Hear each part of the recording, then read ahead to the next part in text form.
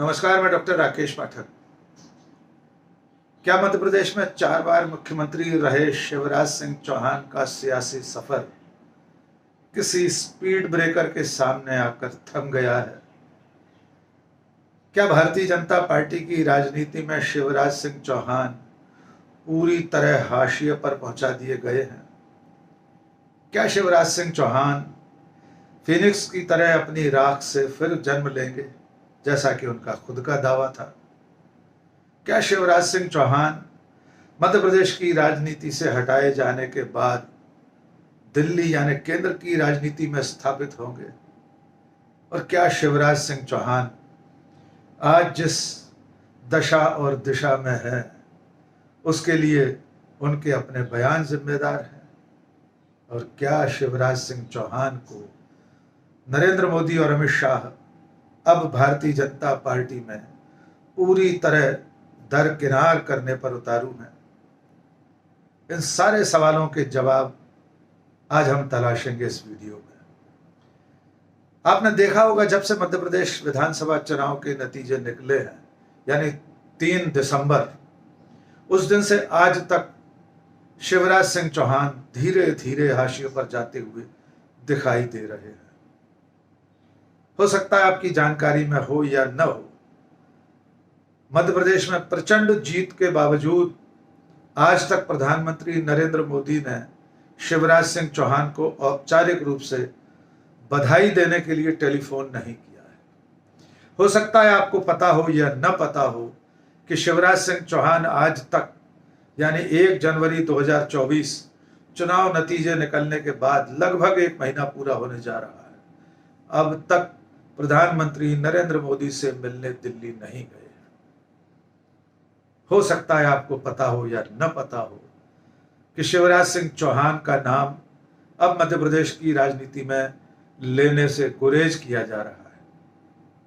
Party की कार्य समिति की बैठक हो या मंत्रिमंडल की बैठक, 4 बार मुख्यमंत्री रहे, रिकॉर्ड समय तक मुख्यमंत्री रहे शिवराज सिंह चौहान का नाम भूले से भी अब कोई नहीं ले रहा है। वे अब तक चुनाव परिणाम निकलने के बाद सिर्फ 1 बार दिल्ली गए हैं, वो भी पार्टी के राष्ट्रीय अध्यक्ष जेपी नड्डा से मिलने के लिए। लेकिन उसके बाद से अब तक शिवराज सिंह चौहान का कोई नाम लेवा बीजेपी में दिखाई नहीं दे रहा है। आइए पहले शिवराज सिंह चौहान के सियासी सफर पर बात कर लें, फिर वर्तमान में लौटेंगे कि आज शिवराज सिंह चौहान जहां है वहां तक पहुंचने के लिए कितना लंबा रास्ता उन्होंने तय किया था। 1977-78 में भारतीय जनता पार्टी की जो छात्र इकाई है, अखिल भारतीय विद्यार्थी परिषद, वहां से शिवराज सिंह चौहान ने अपने छात्र जीवन में राजनीति शुरू की थी। विद्यार्थी परिषद में लगातार वे छोटे पद से बढ़ते बढ़ते राष्ट्रीय कार्य समिति तक पहुंचे थे, प्रदेश अध्यक्ष रहे थे। उसके बाद सन 1984-85 में शिवराज सिंह चौहान ने भारतीय जनता युवा मोर्चा में पदार्पण किया और उसके बाद युवा मोर्चे के प्रदेश से लेकर राष्ट्रीय स्तर तक के पदों पर रहे। 1991 में पहली बार बुधनी विधानसभा क्षेत्र से चुनाव लड़े और जीते। विधायक बनने के बाद अगले ही साल यानी 1991 में शिवराज सिंह चौहान को विदिशा संसदीय सीट से लोकसभा चुनाव के लिए भारतीय जनता पार्टी ने मैदान में उतार दिया। उसके बाद शिवराज सिंह चौहान ने पीछे मुड़कर नहीं देखा। 1991 के बाद 1996, 1998, 1999 लगातार 4 बार वे सांसद रहे। केंद्र में सांसद रहने के दरमियान तमाम सारे मंत्रालयों की समितियों के सदस्य भी रहे। और जब 2003 में उमा भारती की सरकार बनी मध्य प्रदेश में, उसके बाद उमा भारती थोड़े समय बाद विदा हो गई, फिर बाबूलाल गौर आए, वे भी ज्यादा समय मुख्यमंत्री नहीं रहे, और फिर शिवराज सिंह चौहान दिल्ली यानी लोकसभा की राजनीति छोड़कर वो वापस मध्य प्रदेश में आए और 2005 में पहली बार मुख्यमंत्री बने। उसके बाद लगातार शिवराज सिंह चौहान सफलताएं प्राप्त करते रहे और 3 बार लगातार चुनाव जीते। लगभग 13.5 साल लगातार वे मुख्यमंत्री रहे। 2018 में विधानसभा चुनाव में भारतीय जनता पार्टी की हार हुई। शिवराज सिंह चौहान मुख्यमंत्री पद से विदा हुए। कांग्रेस की सरकार बनी, कमलनाथ मुख्यमंत्री बने। और आपको याद होगा मार्च 2020 में कांग्रेस के नेता ज्योतिरादित्य सिंधिया की बगावत के बाद कांग्रेस की सरकार गिर गई। संयोग से शिवराज सिंह चौहान चौथी बार मुख्यमंत्री बने, यानी लगातार 3 बार मुख्यमंत्री रहने के बाद सिर्फ 15 महीने के अंतराल के बाद वे फिर से मुख्यमंत्री बन गए। भारतीय जनता पार्टी की राजनीति में लगातार 4 बार मुख्यमंत्री बनने का रिकॉर्ड सिर्फ शिवराज सिंह चौहान के नाम है। और मार्च 2020 में बनने के बाद नवंबर 2023 में विधानसभा चुनाव तक लगातार वे मुख्यमंत्री रहे और इस तरह करीब करीब 17 साल से ज्यादा वे मुख्यमंत्री पद पर बने रहे। लेकिन उनकी राजनीति में गतिरोध आना शुरू हुआ इस विधानसभा चुनाव के समय। जब विधानसभा चुनाव चल रहा था, शिवराज सिंह चौहान अपनी पूरी ताकत उड़ेले हुए थे। पूरी ताकत उन्होंने झोंक दी थी चुनाव प्रचार में। उन्होंने अपनी गेम चेंजर योजना लाडली बहना के जरिए चुनाव जीतने के लिए अनथक कोशिश की। लेकिन इसी चुनाव में बीजेपी आला कमान ने, यानी प्रधानमंत्री नरेंद्र मोदी और अमित शाह की जोड़ी ने यह संदेश देना, यह संकेत देना शुरू कर दिया था कि अब शिवराज सिंह चौहान की जरूरत उन्हें और उनकी पार्टी को नहीं है। पूरे चुनाव अभियान में प्रधानमंत्री नरेंद्र मोदी, अमित शाह, जेपी नड्डा कई बार मध्य प्रदेश आए, तमाम आम सभाएं की, लेकिन किसी भी सभा में शिवराज सिंह चौहान का नाम नहीं लिया। प्रधानमंत्री नरेंद्र मोदी ने शिवराज सिंह चौहान की सबसे प्रिय, सबसे चहेती, सबसे लाडली योजना लाडली बहना का जिक्र नहीं किया। चुनाव से ऐन पहले, मतदान से 2-3 दिन पहले सिर्फ एक बार शिवराज सिंह चौहान का नाम प्रधानमंत्री नरेंद्र मोदी ने लिया। तभी यह तय हो गया था कि बीजेपी आला कमान शिवराज सिंह चौहान को अब हाशिए की तरफ धीरे धीरे करके ले जा रहा है। खुद शिवराज सिंह चौहान को अपने नाम के लिए विधायकों की सूची घोषित होने में तीसरी चौथी सूची तक प्रतीक्षा करनी पड़ी। जो व्यक्ति 4 बार का मुख्यमंत्री था, उसका नाम बीजेपी आला कमान ने चौथी सूची में घोषित किया। और उसके बाद जब चुनाव परिणाम निकले, चुनाव परिणाम निकलने से पहले शिवराज सिंह चौहान ने अपने प्रति हो रहे इस बर्ताव को लेकर थोड़ा सा प्रत्याक्रमण शुरू किया। वे हमलावर हुए और उन्होंने आम सभाओं में पूछना शुरू कर दिया, मामा की सरकार कैसा काम कर रही है, क्या मामा को फिर से मुख्यमंत्री बनना चाहिए। और तो और एक बड़ी आम सभा में शिवराज सिंह चौहान ने पूछ लिया, क्या नरेंद्र मोदी को फिर से प्रधानमंत्री बनना चाहिए या नहीं। शायद ये सवाल पूछना दिल्ली को रास नहीं आया। शिवराज सिंह चौहान के ये तेवर बता रहे थे कि वे बागी मूड में हैं, लेकिन सीधे बगावत शिवराज सिंह चौहान ने नहीं की। वे बीच चुनाव के बाद एक बार चिंतन मनन के लिए ऋषिकेश गए। वहां से लौटकर उन्होंने बयान दिया कि मैं फीनिक्स की तरह अपनी राख से फिर जन्म लूंगा। एक तरह से वे लगातार दिल्ली को आंखें तरेर रहे थे। मोदी शाह को यह बता रहे थे कि उनके बिना भारतीय जनता पार्टी का काम नहीं चलेगा।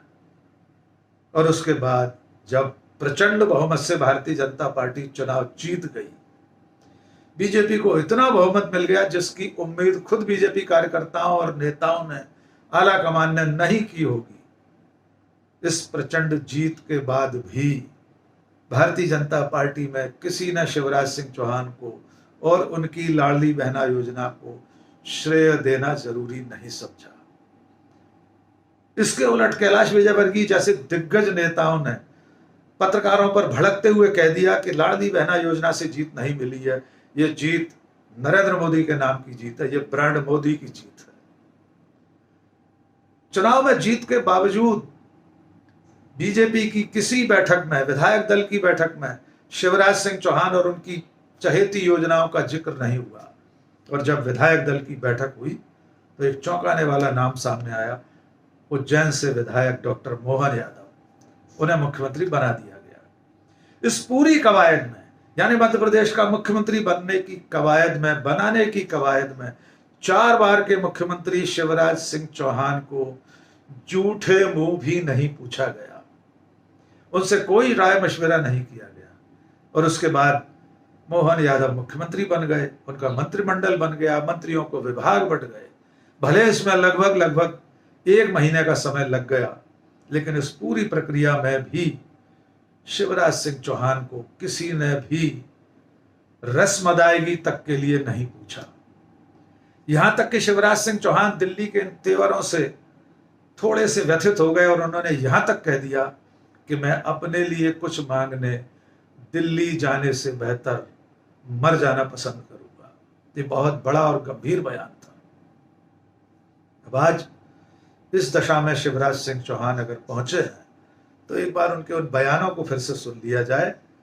हो सकता है इन बयानों के कारण ही शिवराज सिंह चौहान को भारतीय जनता पार्टी के आला कमान ने यानी मोदी शाह ने अपनी राह का रोड़ा समझकर एक तरफ सरकाने का फैसला कर लिया। 2024 में होने वाले लोकसभा चुनाव और उसके बाद प्रधानमंत्री पद के दावेदारों में योगी आदित्यनाथ के बाद, अमित शाह और योगी आदित्यनाथ के बाद अगर कोई दावेदार हो सकता था तो 5वीं बार अगर मुख्यमंत्री बन सकते शिवराज सिंह चौहान तो वे एक बड़े और स्वीकार्य दावेदार बन सकते थे। शायद इसलिए मोदी शाह ने उन्हें अपनी राह से एक तरफ सरकाने के लिए उन्हें हाशिए पर पहुंचाने का फैसला कर लिया है। ऐसे फैसले ऐलानिया जाहिर नहीं किए जाते, लेकिन इन फैसलों पर पहुंचने के समय शिवराज सिंह चौहान के ये बयान तो मोदी शाह की नज़र में होंगे ही। तो आइए एक बार इन बयानों को फिर से सुन लीजिए। जब शिवराज सिंह चौहान कह रहे हैं कि मैं फीनिक्स की तरह अपनी राख से फिर जन्म लूंगा, या जब शिवराज सिंह चौहान कह रहे हैं कि मैं अपने लिए कुछ मांगने से बेहतर मर जाना पसंद करूंगा। आइए बयान सुन लीजिए। देखो, आज से हम शुरू कर रहे हैं मिशन मध्य प्रदेश का मिशन 29 और मिशन 29 का मतलब है मध्य प्रदेश में लोकसभा की सीटें हैं 29 और मेरी दिल से इच्छा है और उसके लिए हम सब मिलकर दी जान एक करेंगे। जैसे विधानसभा के चुनाव में मैं कभी रात को 2 घंटे से ज्यादा नहीं सोया, मैंने 22 घंटा काम किया है। वैसे ही ये सुन लेना, मैं चैन की सांस नहीं लूंगा। आप बताओ, फिर से मोदी जी को प्रधानमंत्री बनाना है? फिर से मोदी जी को प्रधानमंत्री बनाना है? फिर से मोदी जी को प्रधानमंत्री बनाना है? तो 29 की 29 सीटें भारतीय जनता पार्टी को जिताना है। तो आपने सुना कि शिवराज सिंह चौहान किस तरह दिल्ली को आंखें तरेर रहे हैं, मोदी शाह को बता रहे हैं कि वे न दैन्यम न पलायनम की दशा में है, वे न दीनता प्रकट करेंगे न पलायन करेंगे। मजेदार बात यह भी है कि चुनाव की मतगणना होने के बाद शिवराज सिंह चौहान लोकसभा चुनाव की तैयारी में कूद गए थे। वे मिशन 25 लेकर सबसे पहले छिंदवाड़ा चले गए, फिर राघवगढ़ चले गए। यानी वे मोदी शाह को ये बता रहे थे कि वे तो उनके लिए 2024 में लोकसभा चुनाव के लिए अभी से मैदान में कूद गए हैं, जबकि पार्टी ने न तो ऐसी कोई जिम्मेदारी उन्हें दी थी कि वे लोकसभा की तैयारी अभी से करने लगे और चुनाव प्रचार में कूद जाए। शायद ये पहलकदमी भी दिल्ली को रास नहीं आई, लेकिन जैसा कि कहा जाता है, राजनीति अनिश्चितता और संभावनाओं का खेल होती है। कोई नहीं जानता कि शिवराज सिंह चौहान जो आज हाशिए पर दिखाई दे रहे हैं, कल दिल्ली में कहीं स्थापित हो जाए। हो सकता है प्रदेश की राजनीति से हटाकर उन्हें दिल्ली बुला लिया जाए, दिल्ली में केंद्र में मंत्री बनाया जा सकता है, पार्टी में कोई संगठन में पद दिया जा सकता है, लेकिन ये सब भविष्य के गर्त में है। लेकिन फिलहाल मध्य प्रदेश में प्रचंड जीत दिलाने वाले शिवराज सिंह चौहान की राजनीतिक यात्रा ठहरी हुई दिखाई दे रही है। उनका सियासी सफर किसी बड़े स्पीड ब्रेकर के सामने थमा हुआ दिख रहा है। कल क्या होगा कोई नहीं जानता। आज के इस वीडियो में बस इतना ही। बहुत बहुत शुक्रिया। जय हिंद।